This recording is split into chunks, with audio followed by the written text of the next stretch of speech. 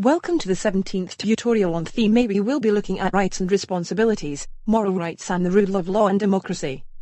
A moral right is the responsibility of people to behave in a moral way towards others. Responsibility means something it is your duty to do or to look after. Everyone over the age of 18 has a right to buy fireworks. This right, like many others, comes with certain responsibilities.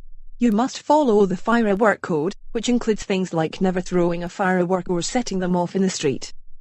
You have a right to own a bike and ride it down your street, but you also have a responsibility to ride it carefully so you don't endanger pedestrians or other road users. For example, at night you should ride with your bike no lights on. If you don't, not only are you breaking the law, but you could cause a driver to swerve and crash. Many of our rights are written in law, but there are others that affect the way we behave. There are laws about places where people are not allowed to smoke, like inside public buildings, but they don't say anything about what we do at home.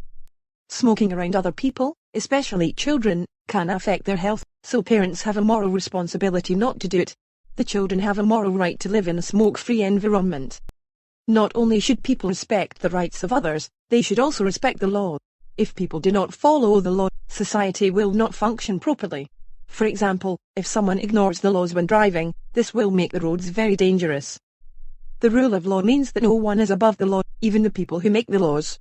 Democracy requires everyone to take part in decision-making, either directly or through elected MPs. If people don't take their role in democracy seriously, it won't work. For example, if not many people vote, it means that the government is chosen by a small group of people rather than the majority of the population. If you don't vote, you can't have your say.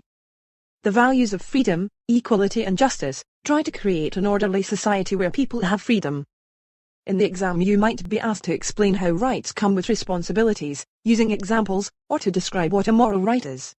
We go together like ram, ram, ram.